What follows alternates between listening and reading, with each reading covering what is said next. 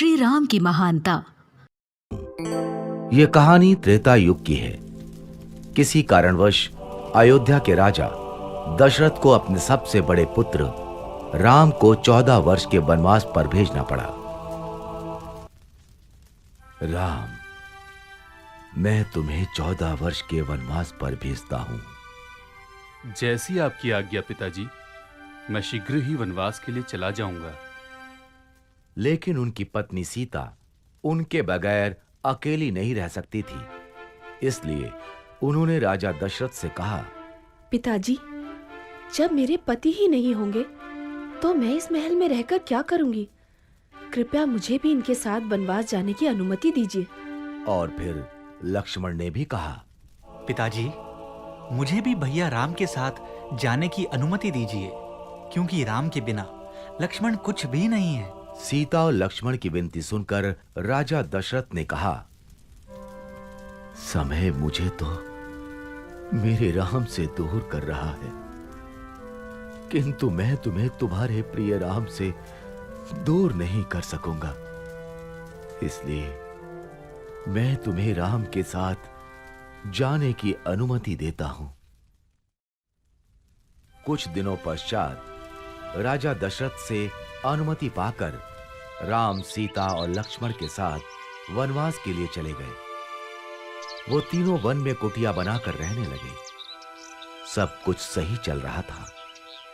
फिर एक दिन शूर्पणखा नाम की राक्षसी वहां से गुजर रही थी। तभी उसने राम और लक्ष्मण को देखा और सोचने लगी, ये दोनों तो अत्यधिक सुंदर हैं और बहुत बलशाली भी ज्ञात होते हैं। मैं इनमें से ही किसी एक से विवाह करूंगी। ये सोचकर उसने अपनी राक्षसी शक्तियों से एक सुंदर स्त्री का रूप धारण किया और वो राम लक्ष्मण के पास गई। पहले वो राम के पास गई और बोली, हे तेजस्वी युवक, मैं आपके रूप और सौंदर्य से बहुत प्रभावित हूँ और आपसे विवाह करना चाहती हूँ। किंतु मेरा विवाह तो हो चुका है और मेरी पत्नी भी मेरे साथ है। तुम विवाह का प्रस्ताव मेरे अनुज लक्ष्मण के पास ले जा सकती हो। वो इस वन में अकेला है। राम के विवाह से इनकार करने पर शूर्पणखा को बुरा तो बहुत लगा, लेकिन फिर उसने लक्ष्मण को देखा और सोचने लगी, इस युवक ने विवाह से इनकार कर दिया तो क्या हुआ? इसका भाई लक्ष्मण भी इसी की तरह दिखता है। मैं लक्ष्मण से ही विवाह करूंगी।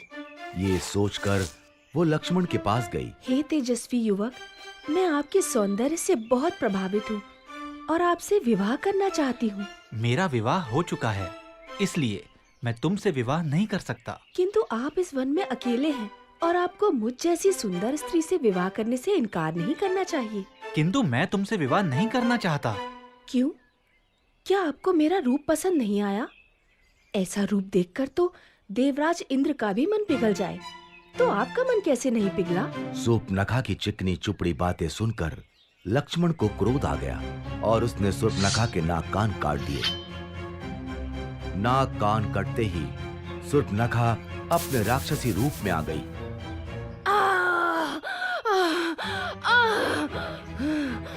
राम लक्ष्मण ने उसका ये राक्षसी रूप देखा तो वो हैरान रह गए। भैया, ये तो एक राक्षसी है। मैं अभी इसका वध कर देता हूँ। नहीं लक्ष्मण, इसे जाने दो। शूर्पणखा रोती हुई वहां से चली गई और सीधे अपने भाई लंका के राजा रावण के पास पहुंची। उस समय रावण अपने मंत्रीगण के साथ राज दरबार में बैठा था। भैया रावण, भैया रावण, देखिए आपकी बहन शूर्पणखा के साथ क्या हुआ। शूर्पणखा, तुम्हारा यह हाल किसने किया? तुम मुझे उसका नाम बताओ, मैं अभी उसका वध कर देता हूँ। भैया, वन में दो भाई राम और लक्ष्मण रहते हैं। उन्हीं में से एक ने मेरे कान और नाक काटे हैं। तुम यहीं रुको, मैं अभी उसका सिर धड़ से अलग करके लाता हूँ। नहीं भैया, उन्होंने एक स्त्री का अपमान किया है, इसीलिए इसका प्रतिशोध भी आपको ऐसे ही लेना होगा। क्या मतलब? मतलब ये कि उन दोनों भाइयों के साथ एक अत्यंत सुंदर स्त्री भी है। आप उसका हरण कर लीजिए। सीता का हरण होने से राम वैसे ही मर जाएगा। रावण ने शूर्पणखा की बात मान ली। वो एक मायावी राक्षस मारीच के पास गया और बोला, मारीच, मुझे तुम्हारी आवश्यकता है। आज्ञा कीजिए लंकेश। मैं राम की पत्नी सीता का हरण करना चाहता हूँ। इसमें मुझे तुम्हारी सहायता चाहिए। किंतु मैंने सुना है राम बहुत वीर है। अगर उन्हें ज्ञात हुआ कि मैंने उनकी पत्नी को हरने में आपकी सहायता की है तो वो मेरा वध कर देंगे। और अगर तुमने मेरी सहायता करने से मना किया तो मैं अभी यहीं तुम्हारा वध कर दूंगा। मारीच समझ गया कि उसके पास अब कोई मार्ग शेष नहीं बचा है और उसे रावण की सहायता करनी ही पड़ेगी। वो दोनों वन पहुंचे। वहां रावण की तरकीब के अनुसार मारीच ने एक सोने के हिरण का रूप बनाया और वो राम की कुटिया के आसपास टहलने लगा। जल्द ही सीता की नजर उस पर पड़ी। स्वामी, मुझे वो सोने का हिरण चाहिए। ठीक है, मैं अभी उसे तुम्हारे लिए लेकर आता हूँ। ये कहकर राम अपने धनुष बाण के साथ उस हिरण की तरफ चल दिए। भागते भागते बहुत देर हो गई, लेकिन वो हिरण राम के हाथ नहीं आ रहा था। आखिरकार राम ने धनुष पर बाण चढ़ाया और हिरण की तरफ छोड़ दिया। बाण हिरण को जा लगा। बाण लगते ही मारीच अपने असली रूप में आ गया और आवाज बदलकर राम की आवाज में कराहता हुआ चीखने लगा, सीते, लक्ष्मण! लक्ष्मण, लगता है तुम्हारे भैया किसी संकट में हैं। तुम जल्दी जाओ। लक्ष्मण जानते थे कि ये राक्षसों की चाल है, लेकिन वो सीता को मना नहीं कर सकते थे। इसलिए उन्होंने कुटिया के बाहर बाण से लक्ष्मण रेखा बनाई और सीता से बोले, माता जो भी हो, आप इस लक्ष्मण रेखा से बाहर मत आना। और वो आवाज की दिशा की तरफ चल दिए। लक्ष्मण के जाते ही रावण वहां आया और तपस्वी का रूप धारण कर सीता की कुटिया पर पहुंचा।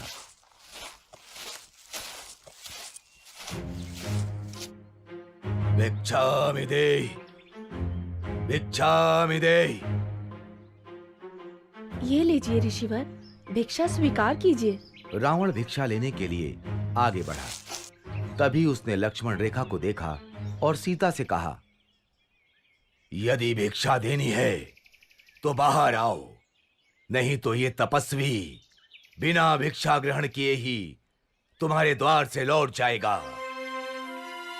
सीता किसी तपस्वी को खाली हाथ नहीं जाने दे सकती थी, इसलिए वो लक्ष्मण रेखा से बाहर आईं। उनके ऐसा करते ही रावण ने उन्हें पकड़ लिया और वो अपने असली रूप में आ गया।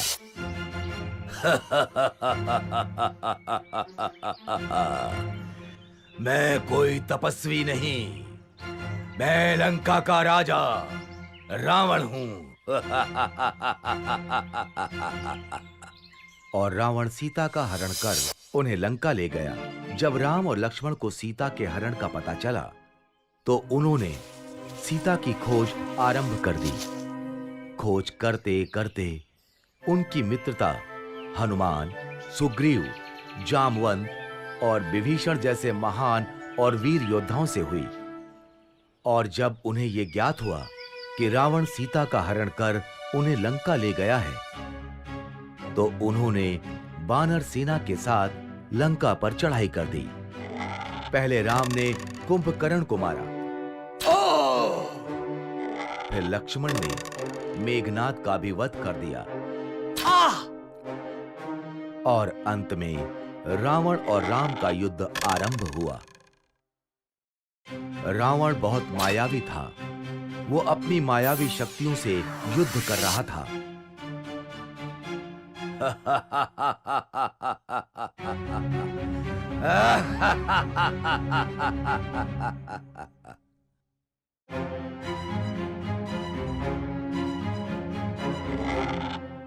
राम के तीर उसे कुछ क्षति नहीं पहुंचा पा रहे थे।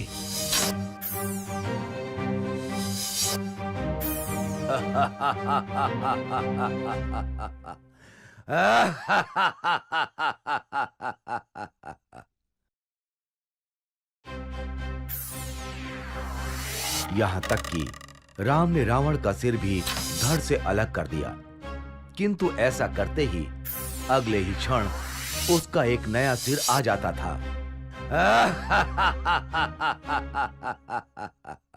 ये रावण मरता क्यों नहीं? तभी विभीषण वहां आए और उन्होंने राम से कहा, प्रभु, आप रावण की नाभि पर वार कीजिए, तभी रावण का वध होगा। राम समझ गए और उन्होंने धनुष पर बाण चढ़ाकर रावण की तरफ छोड़ दिया। बाण रावण की नाभि पर जा लगा और रावण कराहते हुए धरती पर जा गिरा।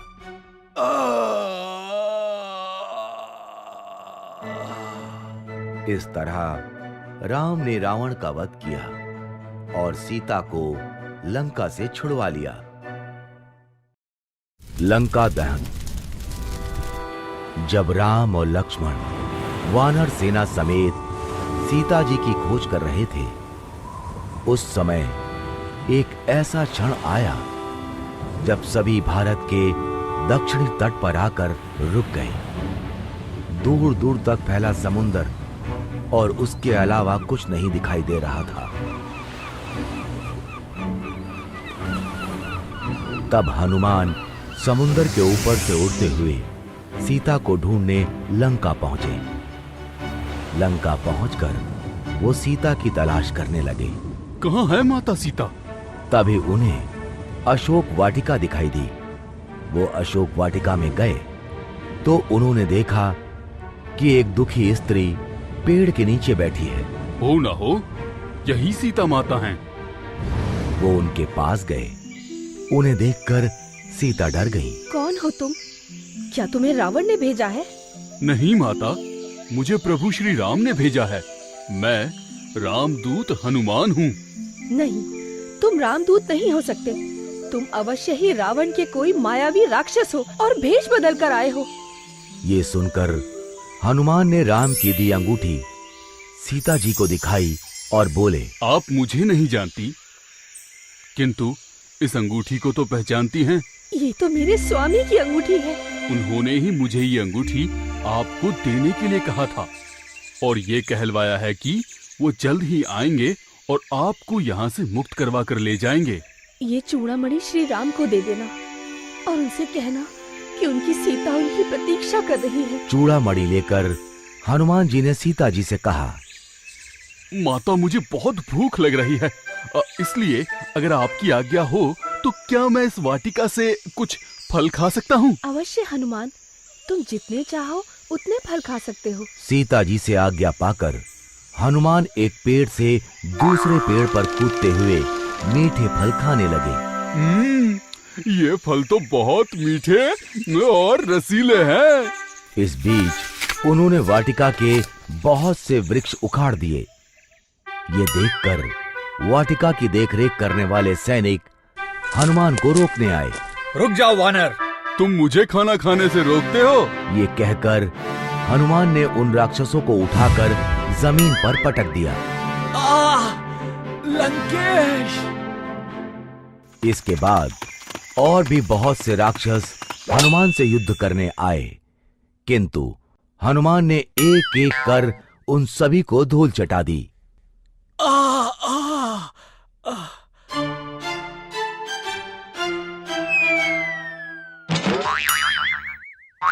बचाइए लंकेश!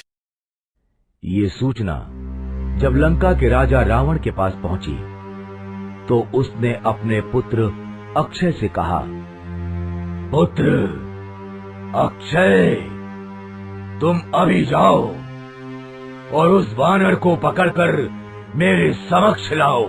जो आज्ञा पिताजी। अक्षय राक्षस सेना के साथ वाटिका पहुंचा और हनुमान को ललकारते हुए बोला, लंकेश के पास जाने के लिए तैयार हो जाओ वानर। उससे पहले तुम यमराज के पास जाने के लिए तैयार हो जाओ। ये कहकर हनुमान ने अक्षय को पैरों से पकड़ा और जमीन पर पटक कर उसे मार दिया। जय श्री राम! ये देखकर अक्षय के साथ आए राक्षस डर कर वहाँ से भाग गए। लंकेश! लंकेश! अपने पुत्र अक्षय की मृत्यु की सूचना सुनकर रावण और भी क्रोधित हो गया। उसने अपने श्रेष्ठ पुत्र मेघनाद से कहा, पुत्र मेघनाद, उस उदंड वानर को पकड़कर मेरे समक्ष लाओ। मैं स्वयं उसे दंडित करूंगा। जो आज्ञा पिताजी। मेघनाद कुछ राक्षसों के साथ वाटिका पहुंचा। मेघनाद को देखकर हनुमान सोचने लगे, ये तो कोई बहुत बड़ा योद्धा प्रतीत होता है। अब तो क्या हुआ, मैं भी राम भक्त हनुमान हूँ। ये सोचकर हनुमान ने एक पेड़ उखाड़कर मेघनाद की तरफ फेंका। जय श्री राम। पेड़ मेघनाद के ऊपर जा गिरा और वो मूर्छित होकर जमीन पर गिर गया। कुछ देर बाद मेघनाद उठा और हनुमान से युद्ध करने लगा, किंतु हनुमान बहुत आसानी से उसकी हर माया को काट देते। जय श्री राम। अंत में मेघनाद ने ब्रह्मास्त्र का आवाहन किया। ओम ब्रह्माय नमः। ब्रह्मास्त्र को देखकर हनुमान सोचने लगे, ये तो ब्रह्मास्त्र है, इसे काटकर मैं ब्रह्मा जी का अपमान नहीं कर सकता। उन्होंने मेघनाद से कहा, रुको राक्षस, ब्रह्मास्त्र का उपयोग मत करो, मैं तुम्हारे साथ चलने के लिए तैयार हूँ। मेघनाद ने ब्रह्मास्त्र को लौटा दिया और नागपाश से हनुमान को बांधकर रावण की सभा में ले गया। रावण ने हनुमान से कहा, मूर्ख वानर, तुम कौन हो?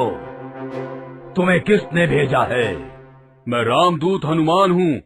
मुझे उन्होंने भेजा है जिन्होंने शिवजी के महान धनुष को तोड़ा, महाबली बाली का वध किया और जिसकी पत्नी को तुम छल पूर्वक हरकर लंका ले आए हो। मुझे उन श्री राम ने भेजा है। बहुत ज्ञान की बातें करते हो। लगता है तुम्हारी मृत्यु निकट आ रही है। मेरी नहीं, अपितु तुम्हारी मृत्यु निकट आ रही है। अभी भी समय है रावण, सीता माता को लौटा दो और प्रभु श्री राम से क्षमा मांग लो। ये सुनकर रावण बहुत ज्यादा क्रोधित हो गया। उसने कहा, अभी इस वानर का वध कर दो। तभी सभा में बैठे रावण के भाई विभीषण खड़े हुए और बोले, नहीं भैया, ये दूत है और किसी दूत को मारना नियमों के विरुद्ध है। इस पर रावण ने सभा में बैठे दूसरे मंत्रियों से पूछा, तो उनमें से एक ने कहा, लंकेश, वानरों को अपनी पूंछ बहुत प्रिय होती है, क्यों ना इसकी पूंछ में आग लगा दी जाए? हाँ, यही सही रहेगा। इससे किसी नियम का उल्लंघन भी नहीं होगा।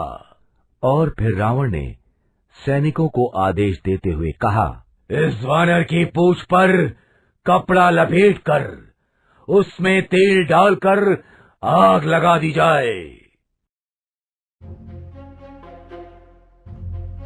राक्षसी सेना हनुमान की पूंछ पर कपड़ा लपेटने लगी।